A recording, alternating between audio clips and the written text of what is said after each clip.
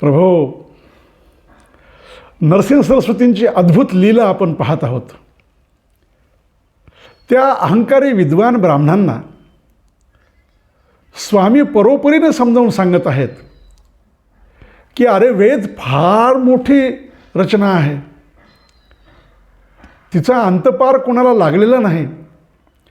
हे तुला जेवढं माहीत आहे ते उगं मुठभर असल्यासारखं सुद्धा नाही, चिमूटभर आहे.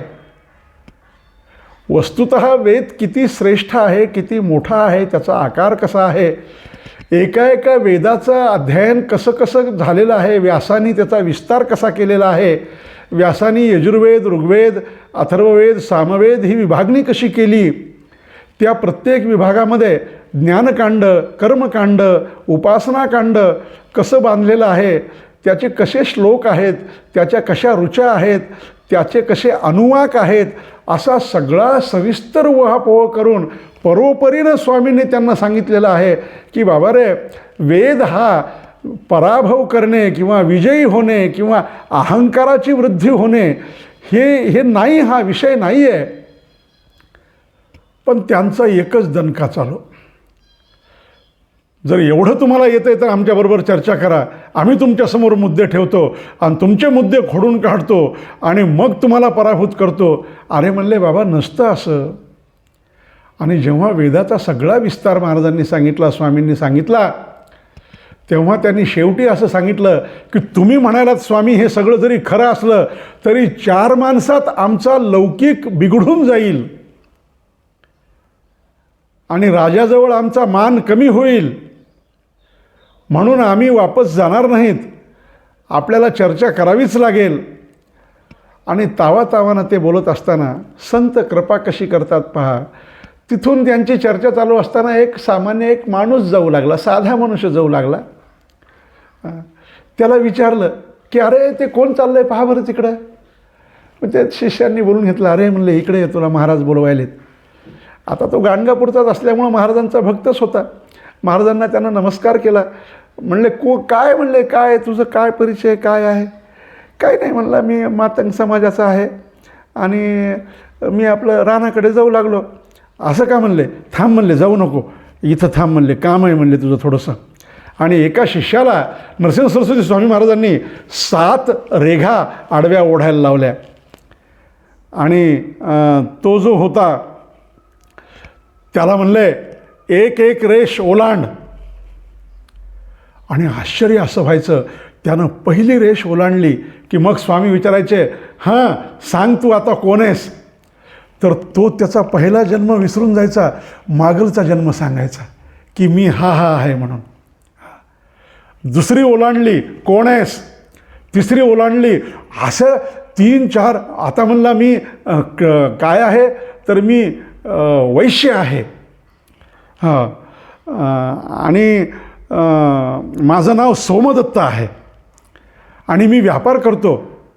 आता हे सगळं ते पाहिले तर की एक एक रेघ ओलांडली की हा आपला एक एक जन्म सांगायला आहे. तसे मनातून ते हादरले बरं. पुन्हा म्हणले, आता पुढची रेष ओलांड, तू कोण आहेस. तर ते म्हणला, मी क्षत्रिय आहे, माझं नाव गोदावरी आहे आणि मी युद्धामध्ये विजय मिळवणारा आहे. म्हणले, असं आहे का, वा वा वा, चांगली गोष्ट आहे. पहा, 6 रेषा ओलांडल्या त्यानं, तर प्रत्येक रेषेतला त्याचा वेगवेगळा जन्म तो सांगत आहे. आणि हे जेव्हा त्यांनी पाहिलं, त्या अहंकारी विद्वान म्हणणाऱ्या ब्राह्मणाने जे पाहिलं, आणि त्यांच्या असं लक्षात आलं की आपण कोणासमोर आहोत. आणि 7वी रेष ओलांडायला सांगितली. म्हणले, 7वी रेष ओलांडली, तू कोण आहेस. ते म्हणला, मी विद्वान ब्राह्मण आहे. म्हणले, विद्वान आहेस तू. हो म्हणले, मी विद्वान आहे, मला 4ही वेदाचं ज्ञान आहे आणि 4ही वेदाचं ज्ञान मी आपल्याला सांगू शकतो, अशी माझी योग्यता आहे. असं ते स्वामींना सांगू लागला तो. मग म्हणले, बरं झालं तुझी आमची भेट झाली. इथं आमच्याकडे 1-2 विद्वान आलेले आहेत आणि कर त्यांच्याबरोबर चर्चा. हो करतो म्हणला त्यांच्याबरोबर चर्चा.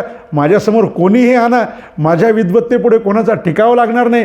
हे कोण आहेत 2 जण, आणा त्यांना समोर आणि बसवा माझ्यासमोर आणि बोला म्हणावं काय बोलायचे ते. अहो कशाचं आलं, त्यांची बोबडी वळली, त्यांना दशा कळाली की आपण साक्षात ईश्वराबरोबर, साक्षात दत्तप्रभूबरोबर, साक्षात भगवंताबरोबर आपण झगडा केला आणि आपल्या अहंकाराचं प्रदर्शन केलं. आता मात्र त्यांना पश्चाताप व्हायला लागला आणि मग ते स्वामीला म्हणायला लागले, स्वामीजी असं काही नाही, असं काही नाही, तुमचं श्रेष्ठत्व आम्हाला मान्य आहे.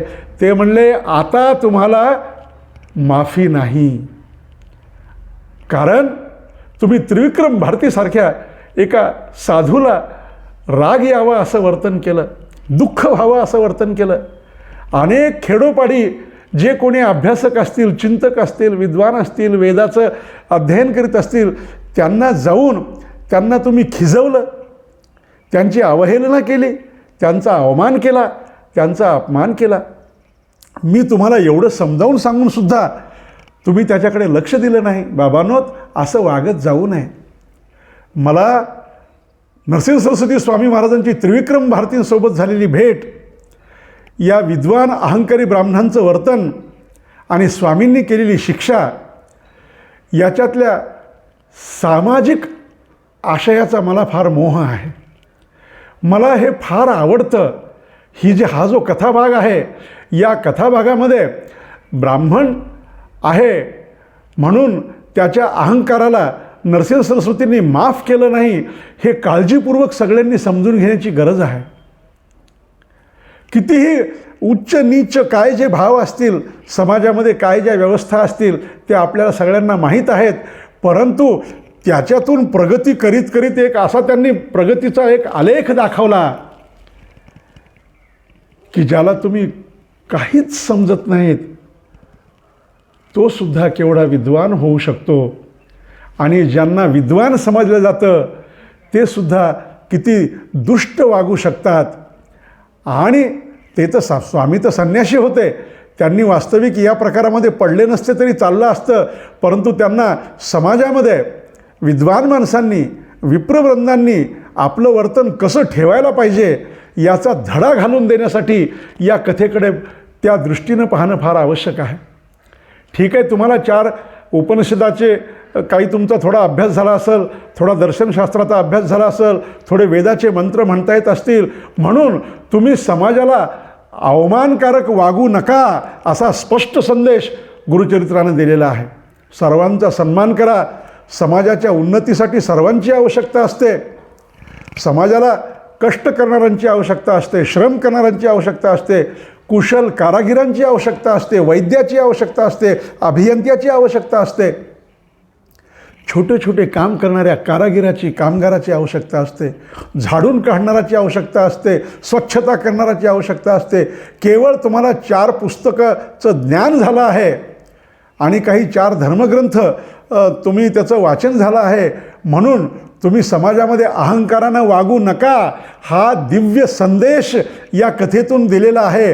हे आपण सगळ्यांनी आवर्जून ध्यानात ठेवलं पाहिजे. नरसिंह सरस्वती स्वामी महाराजांचं हे मोठं सामाजिक काम मला या ग्रंथातून प्रत्यक्ष जाणवतं की राजाचा सन्मान त्यांनी घेतला, परंतु राजाचा सन्मान घेऊन स्वतः राजवैभवामध्ये लोळत पडले नाहीत. तर जिथं कुठं चांगल्या माणसामध्ये काही उणीव असेल तर त्यांना अधिक चांगलं कसं करता येईल.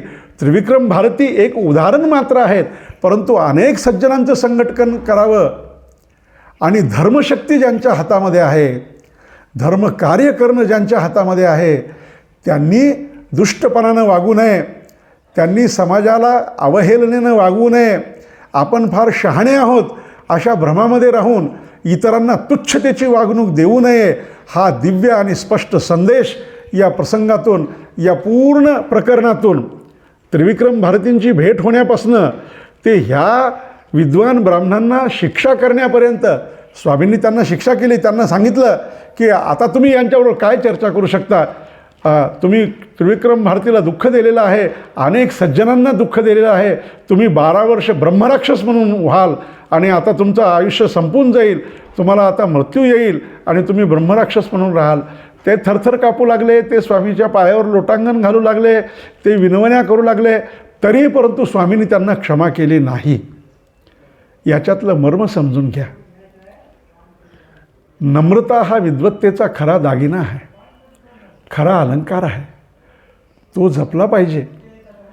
अपार अभ्यास केला पाहिजे, परंतु त्या अपार अभ्यासासोबत नम्रता सोडली नाही पाहिजे. हा अभ्यास, हे ज्ञान समाजाच्या कल्याणासाठी आहे, समाजाच्या हितासाठी आहे. म्हणून समाजात मिसळून राहिलं पाहिजे. समाजातल्या सगळ्या घटकावर प्रेम केलं पाहिजे. समाजातल्या सगळ्यांना आपलंसं केलं पाहिजे. आता हा जो उच्च नीचतेचा, जातीभेदाचा हा जो पसारा आपण पाहतो, स्वामी नरसिंह सरस्वतींनी त्या काळामध्ये या संदर्भामध्ये केवढी मोठी क्रांती करून दाखवली, ती आपण या निमित्तानं समजून घ्यावी. आणि स्वामी नरसिंह सरस्वतीचे भक्त, गुरुचरित्राचे भक्त यांनी आपण कोणीतरी फार स्वतंत्र आहोत, आपण कोणीतरी फार महान आहोत, आपण सगळ्या समाजापासून फार वेगळे आहोत आणि बाकीचा समाज तुच्छ आहे, अशी भावना कधीही ठेवू नये. अशी भावना ठेवली तर स्वामी त्याला शिक्षा करतात. हे या प्रकरणातून गुरुचरित्रावर श्रद्धा असणाऱ्यांनी समजून घ्यावं, स्वामी नरसिंह सरस्वतीवर श्रद्धा असणाऱ्यांनी समजून घ्यावं आणि सगळ्या समाजांनी एकमेकांशी एकोप्यानं, प्रेमानं, आपलेपणानं वागावं.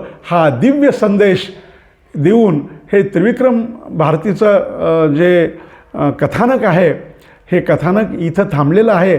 याच्यानंतरसुद्धा एक मोठी नाट्यमय घटना याच कथेच्या अनुषंगानं पुढं घडलेली आहे. त्याचा विचार आपण पुढच्या भागात करू. तोपर्यंत अवधूत चिंतन श्री गुरुदेव दत्त.